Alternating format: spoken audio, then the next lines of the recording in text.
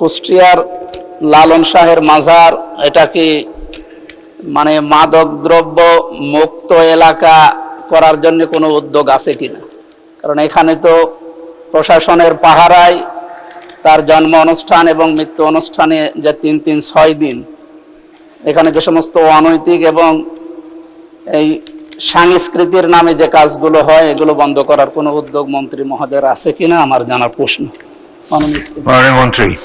ধন্যবাদ মাননীয় সংসদ সদস্য।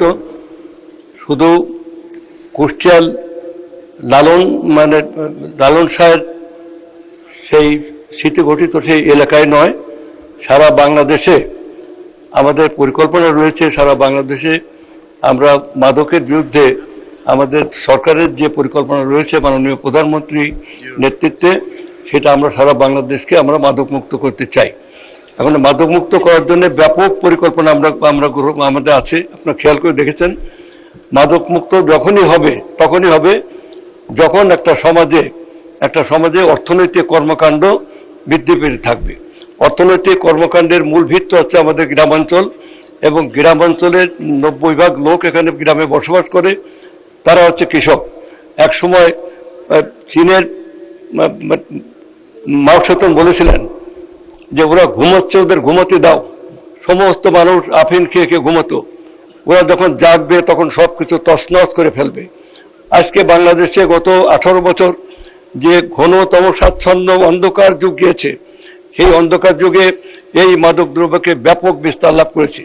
তখন সংসদ সদস্য, অনেক মন্ত্রীরা পর্যন্ত, অনেক রাজনৈতিক নেতা এবং সমাজে বড় বড় সেই কর্মীরা তারা পর্যন্ত এই মাদক ব্যবসার সাথে যুক্ত ছিল।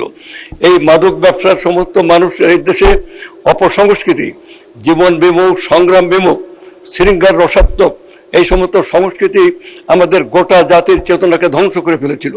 এই যুব সমাজকে ধ্বংসের পরিকল্পনা একদিকে, অন্যদিকে পরীক্ষার খাতায় লিখুক আর না লিখুক 97% পাশ করাতে হবে, এই ছিল 8% পাশ করতে হবে, এই ছিল ব্যবস্থা।